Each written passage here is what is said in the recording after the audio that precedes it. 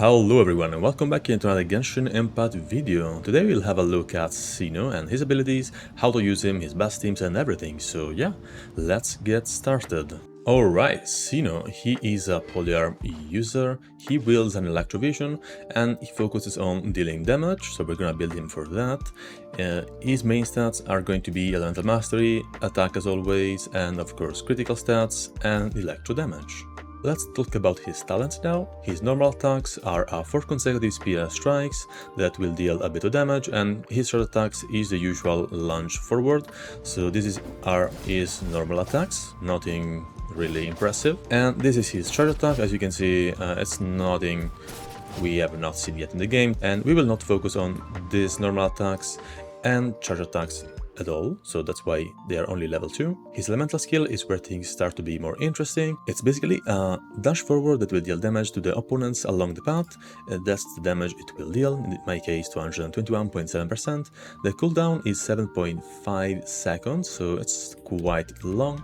And this is how it looks like. It also covers a quite long distance, like from here I can almost reach all the way to the other side of this square thingy.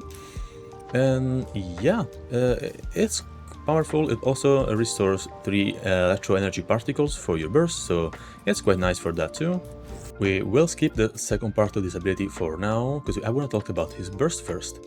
Whenever you cast his elemental burst, he will transform into the Paxworn Path Clearer. This state will convert his normal charge and plunging attacks into electro damage that cannot be overridden, will increase his elemental mastery by 100, and will also increase his resistance to interruption, and will make him immune to electro charge damage. So he won't take any electro damage from standing in water, for example, while you're attacking, or things like that. This elemental burst has a duration of 10 seconds at base. We'll see that in a second.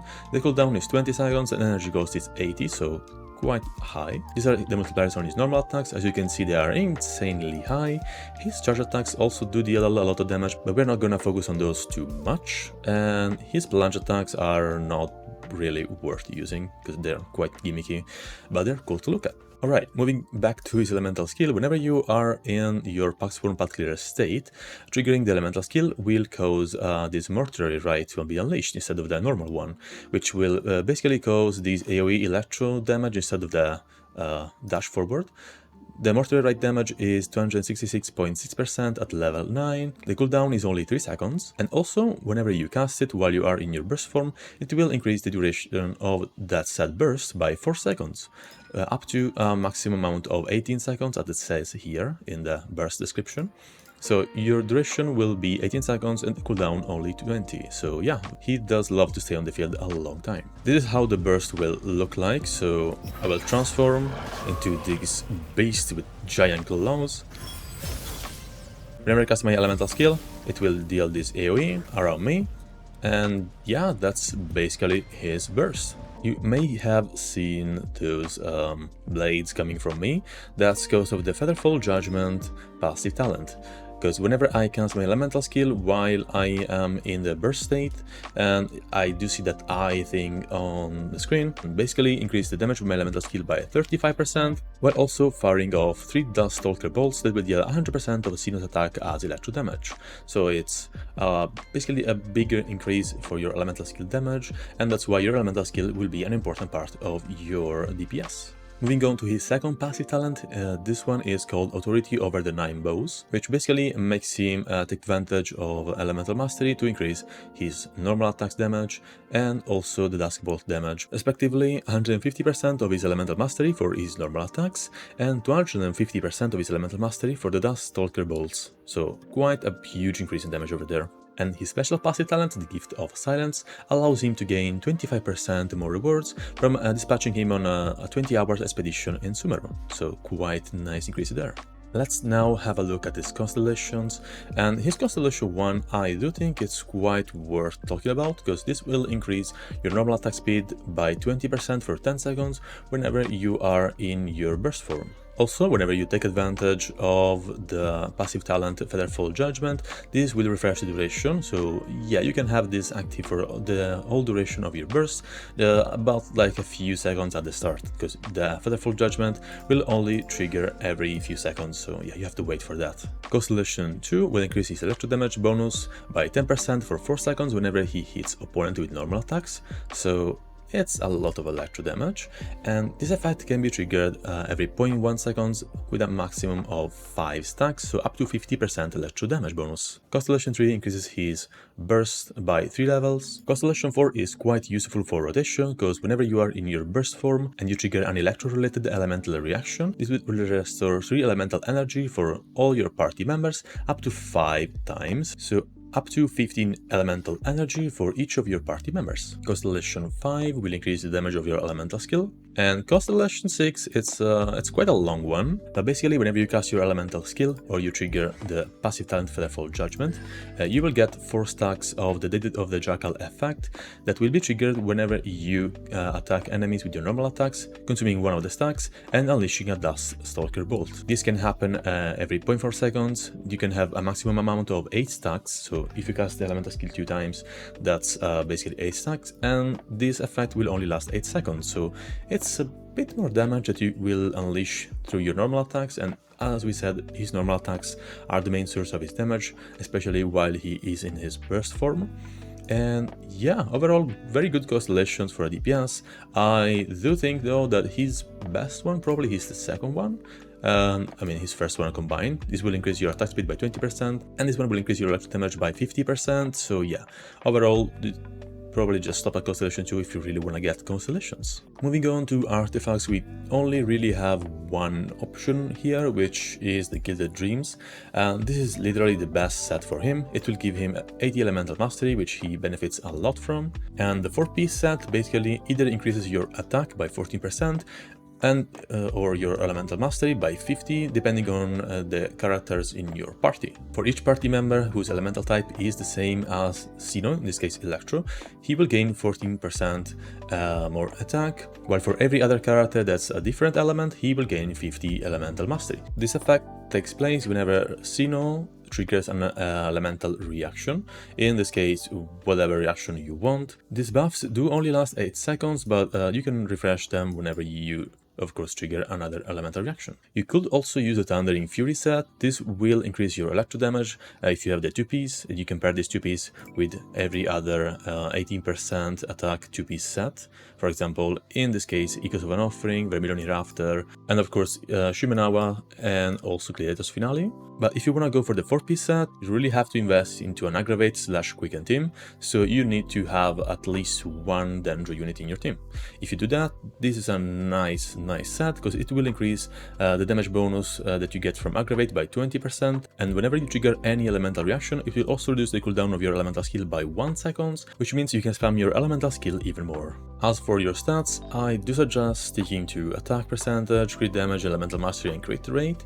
If you can manage to get any amount of energy recharge, that will help you build a lot. As for your sens, I do suggest going for elemental mastery here, and of course the usual substats. For your goblet, I suggest electro damage, but if you have Constellation 2, you can even go for even more elemental mastery or attack percentage, whatever you prefer. And your circlet, it's either crit damage or crit rate, depending on which weapon you're using, and of course your substats. So finally, we're gonna talk about weapons, and of course the best in slot for him is gonna be the Staff of Scarlet Sands. This weapon has not quite high base attack, but does give a lot of crit rate, 44.1% in fact. The passive will increase his attack by 52% of his elemental mastery, and the second half of the passive will increase his attack by 28% of his elemental mastery whenever he hits an opponent with his elemental skill. This buff will only last 10 seconds and can have a maximum amount of 3 stacks. But whenever you get a new stack, the duration will be refreshed, so yeah, it's quite easy to maintain it since his elemental skill at base has a cooldown of 7.5 seconds, and if you are in his burst state, the cooldown is only 3 seconds. Another 5-star option is going to be the Primordial J-Wing Spear. This will give him crit rate as a second stat. Base attack is quite high, in fact it goes up to 774, which is a lot, and the passive will increase his attack by 3.2% for 6 seconds, and that can stack up to 7 times, and whenever you get to the 7 stacks, you will also gain an additional 12% more damage, which, yeah, you can imagine it's quite a lot. We also have the Staff of Homa. This weapon is not gonna be amazing, but if you want more crit damage on your build, this is the way to go. And I mean, it's the Staff of Homa, it's a great weapon, like every character can use this weapon, like doesn't really matter, it's still great, like it's always great. The passive though is not gonna be triggered that much, so yeah, you're not gonna get a huge amount of attack, but it's probably still worth it. Moving on to 4 stars, we do have a new entry, which is the Missive Wind Spear, and it's probably gonna be the second best weapon for him if you don't have any other 5 stars to this, because it does have a normal base attack for a 4-star. Substat is attack percentage, which is yeah, it's good, we will use that. And it does also increase your attack by 25%, your elemental mastery by 96 after triggering an elemental reaction. These buffs will last 10 seconds, but you can trigger that whenever you want, so it's quite easy to refresh. Moving on to the battle pass option, the deathmatch. I don't really recommend this weapon for him specifically, but it does give a lot of crit rate. Best attack is gonna be super low, but does give well, 32% more attack and defense against more than 2 enemies, and for single enemies it's 48% more attack.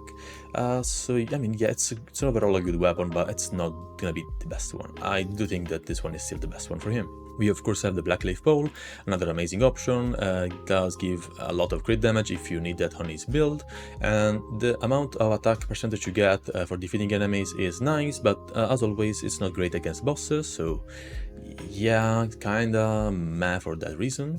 Then we also have the Kitten Cross Spear. It's probably the best looking weapon on Cyno, better even than the 5-star option, I will say.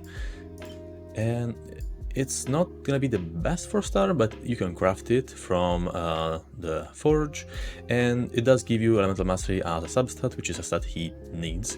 His attack is usual, nothing crazy over there.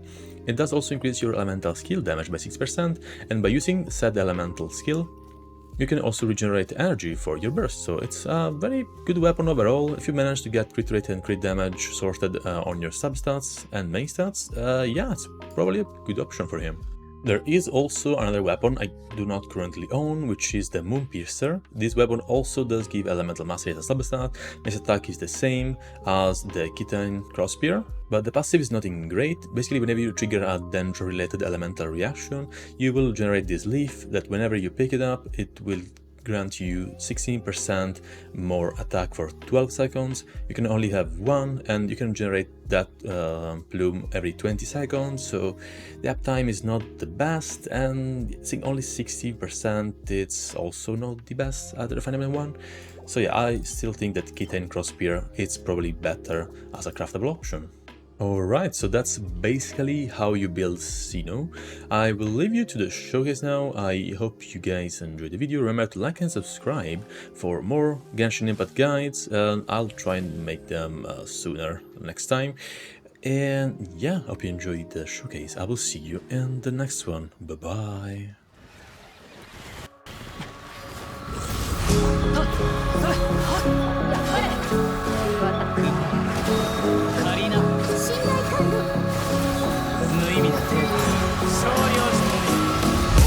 It was night till day when you entered the space of me.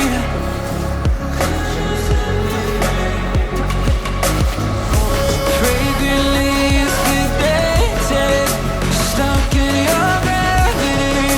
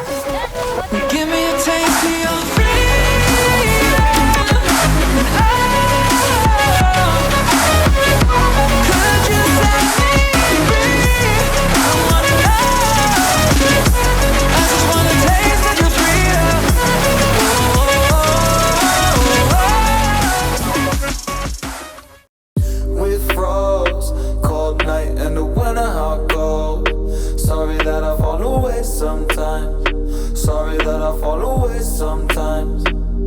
Yeah, the end. Got to end it all on the weekend. Sorry that I feel that way sometimes. Sorry that I feel that way sometimes.